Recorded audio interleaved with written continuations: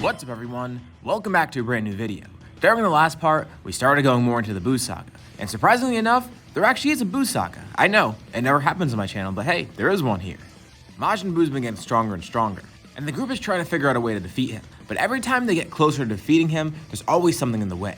First there was Majin Champa and Majin Vegeta, and now they're gonna have to deal with a stronger Buu who has Vegeta and Piccolo absorbed. But will they be able to defeat him now?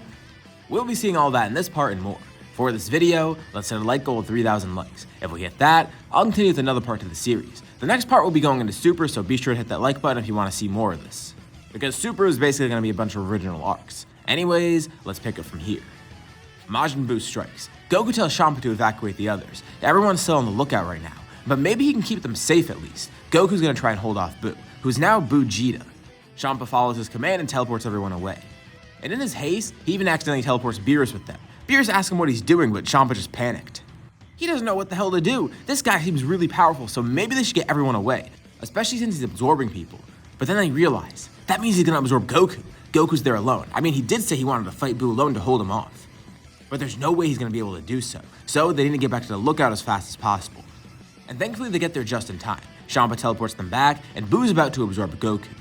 They're able to each use the low-powered Hakai to actually destroy parts of him. Of course he just regenerates, but this saves Goku from being absorbed right now.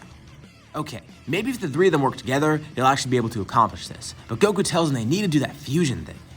He'll buy more time from Buu. He doesn't care if he gets absorbed or not. Just do that fusion. That's gonna be what saves them here. He can already tell. Well, Goku does have the best plan here. I mean, they also have the same plan, so they decide to go along with it. Buu starts to fight Goku, and he notices that they're trying to fuse. He doesn't know what they're doing, but he knows they're trying to pull something off. So he starts to work quickly too. Of course, Goku alone is not nearly enough to counter this Buu. And he does buy some time, but at some point Buu just absorbs him. And just as they're about to complete the fusion, a massive blast comes in the middle of them.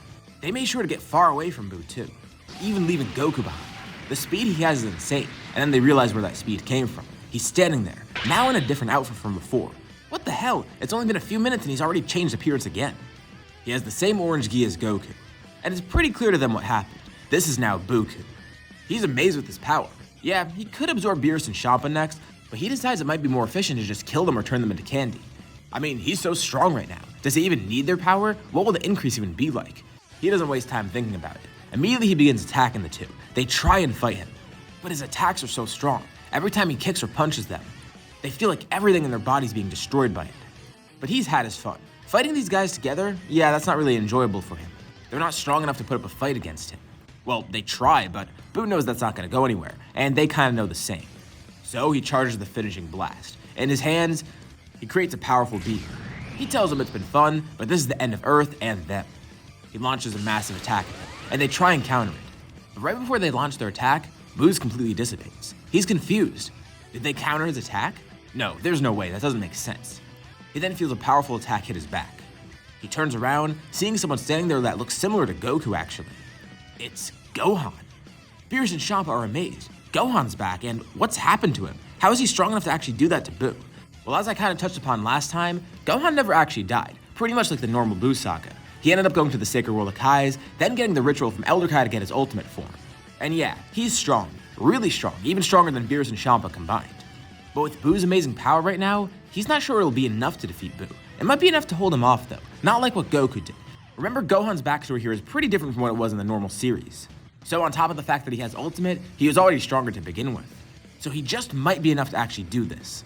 But he knows he's not going to defeat Buu. They've been watching from the Sacred World of Kais. And Elder Kai even gave Gohan Patara earrings so that the two could fuse. They kept talking about it but never actually did it. But before Gohan could even offer it, he already sees them moving away, trying to do their fusion dance. Well, whatever. They at least have these as backup and he can hold on to them just in case. Gohan continues fighting Buu, holding him off only for a bit. He knows that it's not going to take too long. He hasn't actually seen this in person yet, but from what Beerus and Champa have said, it doesn't take too long. They just need a few seconds. Gohan hits Buu with a massive attack, launching him far away. He just needs to buy some time. He doesn't need to kill Buu. He just needs to slow him down. He and Buu fight one-on-one, and the two of them are actually pretty evenly matched right now. Gohan's surprised. He thought it would be a lot more one-sided in Buu's favor, but no, he's actually able to do this. Buu is just as surprised too, of course. Although, he's still heavily advantaged in terms of stamina and of course regeneration. So even if Gohan does hold him off, it's not going to be for long. But thankfully he doesn't need that much time. He continues fighting Buu, and then someone else joins in on the fight. They both sense a massive power, turning over and seeing a new fusion standing there. It looks like Beerus and Champa, but they could tell it's a completely different person, also wearing different clothes. The fusion makes a grand entrance. Before either Gohan or Buu could react, a massive purple blast hits Buu. He's able to barely defend against it, and then he notices his arms completely disintegrated from it. He regenerates them back. What the hell was that power? They got that strong from whatever they did? The man introduces himself. His name is Sharos, a brotherly fusion between Champa and Beerus. Now, I don't think I need to tell you that this guy's gonna be incredibly powerful. Beerus and Champa are already strong to begin with. And as brothers, specifically twin brothers, they'd probably get a huge boost from this fusion. And the fusion is confident. Sharos knows that he's gonna be able to defeat Buu. Buu tries to attack, but Sharos easily blocks it. He then attacks again, and again, and again. None of them hit, and none of them do any damage. Gohan watches on amazed, but he then realizes Sharos will actually be able to defeat Buu, but that means if he kills Buu, everyone that Buu absorbed will die too. Goku, Vegeta, Piccolo. He doesn't know who else is in there, but he knows he's probably eaten more people that he turned into candy. And he reminds Sharos of this. Damn, Gohan's right. They didn't even think that far ahead. Well, they might be able to revive them at the very least, but still, they do want to find a way around this, just to prevent killing their friends. As of now, the only thing they could think of is brute force to actually kill Buu. And they were just about to do that, but now, the fusion starts rethinking. Maybe he could try something else. He starts racking his brain, while also fighting Buu at the same time. What kind of techniques does he have that could help him with this? The Champa side of him remembers. Something he learned on Yard Rat. Well, not learned, but he kinda dabbled with. He never had the time to fully master it, but he does have one technique. He's never used it in a fight before though, because he never really actually learned it. It might not even work here, but it could be worth a try. With the combined power of the two of them, and the combined experience, as well as the basic knowledge of this technique, they might be able to make it work. Of course, I'm talking about Force Spirit Fission, but they don't have full access to it. Obviously, Beerus wouldn't have full access to it, and like I mentioned, Champa's only kind of tested it. He's never actually used it to its fullest and never touched it in battle because it doesn't really work. But maybe that'll be the key to winning here. The fusion continues fighting Buu, and it's clear that he's very far beyond him, but he also knows the fusion's not gonna last forever. Sure, he could fight for a while, and even with his power-ups such as using his Rage Mode or even Kaioken, he'll still have more than enough time. It will shorten the time span of the fusion, but not by a significant amount like Super Saiyan, for example. Even using this power, he's got 15, maybe 20 minutes even, which is still a ton of time in terms of Dragon Ball. Instead of using a lot of ki-based attacks, he switches over to physical attacks. The one thing they know about Spirit Fission is that they need to hit their opponent, a lot, especially because Champa doesn't really have that access to it. So, one attack's not gonna do. He's gonna have to continuously pummel Buu. Well, it's gonna be a good way to unleash his anger, and he's been waiting to do this. The fusion rushes into Buu. Buu is barely able to defend against this as he's pushed back into a mountain. The entire mountain collapses on them, and soon after it turns to dust after Sharos Hakaishin, creating a massive explosion that does more damage to Buu. He's pummeling Buu into the ground, rapidly delivering punches. He's hitting Buu dozens of times every second. And it's not like the punches are weak either. They have a lot of power behind them. It completely stuns Buu, keeping him in place and preventing him from attacking too. And slowly but surely, after using all of his brute force, the fusion notices something. He can try using that technique now, and he's able to take a bit of energy out of Buu. What the hell? He's actually pulling it off. Okay, but he's definitely gonna need a lot more than this. He speeds up his punches, going to his Rage Mode plus Kaioken. The speed is immeasurable. Gohan's watching from not too far away, and every time Buu is hit, he feels a massive shockwave. Not just him either, it's just completely flattening the area. And every time Buu is hit, it damages him a ton. If he didn't have regeneration, he'd be beyond dead right now.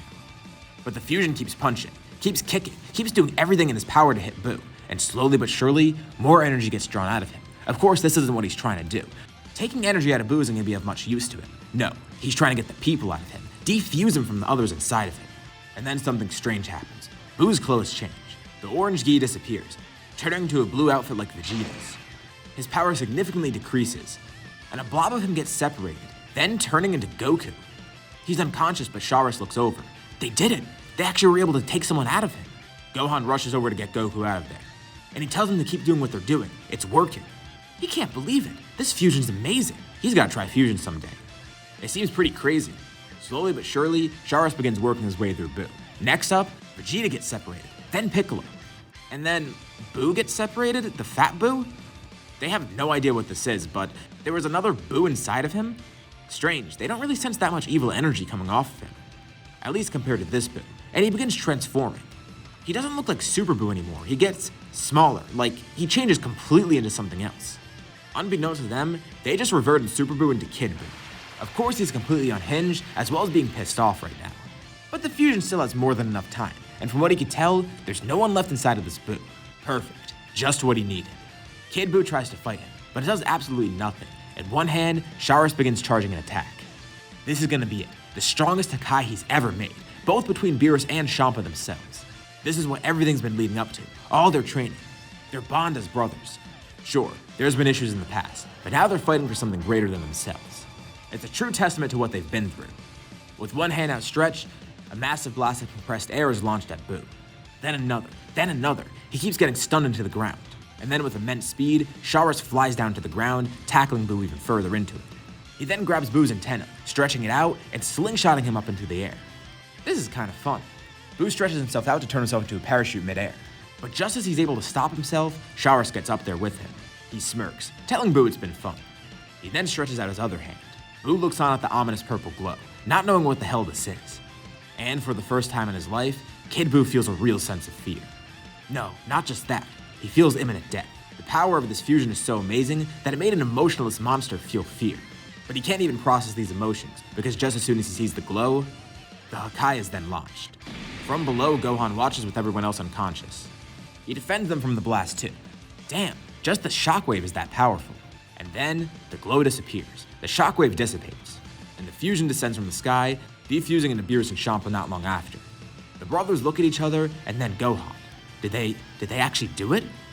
Gohan's hyped up beyond belief. He begins cheering, and the rest of them begin cheering too. They start celebrating like a bunch of frat boys. Goku then wakes up. He has no idea what's going on, but he begins cheering too, wanting to join in on the fun. Oh wait, they defeated Buu, and now he begins cheering for real. Slowly but surely, everything from Earth is restored. Shin and Kibito come back too, commending everyone for their work. They're amazed to see what that fusion did. And they were very disappointed in Champa before for that whole Majin thing, but hey, he did save the world too, so even though he kind of helped cause the problem, he did fix it, so they don't really care anymore. These mortals are truly something else, and Elder Kai's amazed that they didn't even have to use the Potara fusion. He still thinks that dance is kind of silly, but whatever, as long as it works, that's all that really matters. They all catch up with each other, explaining what happened to Gohan, and also explaining everything about the battle. Is Buu actually gone for good? Shin confirms it. He can't sense any trace of Buu, and he definitely would have regenerated by now. Well, there still is that one other Buu, the fat Buu over there, but from what they could tell, he's actually good. Vegeta kind of wants to destroy him right away. But he's not attacking anyone at the moment. He's just there, doing his thing. Shin says if they want to keep him around, be careful. But Beerus and Champa are fine with this. Same with Goku and Gohan.